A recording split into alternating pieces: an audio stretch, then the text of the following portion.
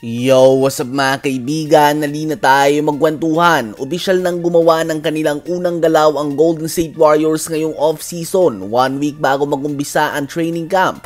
Ang 39-year-old Al Horford ay opisyal nang pumirma ng multi-year deal sa Golden State Warriors ayon kay Shams ng ESPN. Siya nga ay papasok na sa kanyang 19th NBA season at inaasahan na siya ang magiging starting center ng Golden State Warriors. Ang Warriors na ngayon ang kinoconsider bilang ang senior citizen team sa NBA dahil ang 4 main players sila ay may average age na 36.5 years old. Si Jimmy Butler at Draymond Green ay parehong 35 years old na. 37 years old naman ang 2-time MVP Steph Curry at ang 39 naman mga kaibigan ay si Al Horford. Bagamat mga mahusay na player pa din sila, hindi nga nawawala ang duda ng mga fans na magiging injury prone ang main 4 nila sa mahabang 82 regular season games kung sa kanila ay aasa ang heavy load ng team offensively and defensively. Dahil sa pagpirma ni Al Horford sa Warriors ay opisyal na nga itong nawala sa Celtics kasama sila Jrue Holiday at Kristaps Porzingis. Bukod kay Horford ay babalik nga sa Warriors si De'Anthony Melton. Isa nga siyang very solid shooter na tinamaan lang ng injury noon kaya naman inalis siya ng Warriors. Ngayon na healthy na siya ay muli nga siyang kinuha ng team na ito.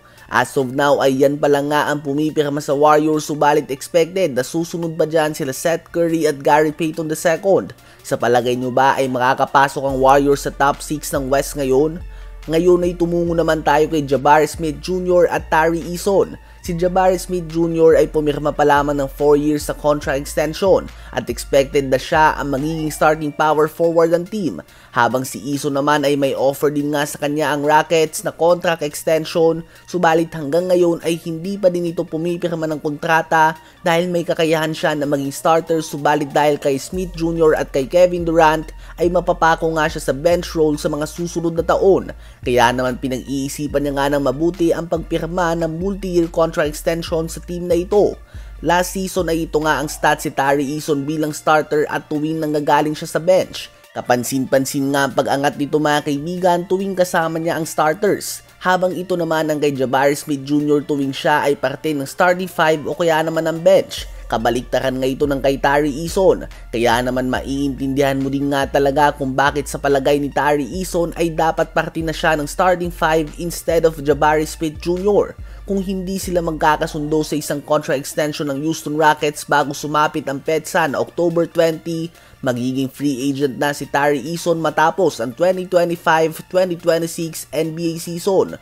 Kung kayo ba mga kaibigan ang tatanungin, sino ba sa palagay nyo ang dapat na maging starting power forward ng Houston Rockets? Ang 22-year-old Jabari Smith Jr. o ang 24-year-old Tari Eason? Ano ba masasabi nyo tungkol dito?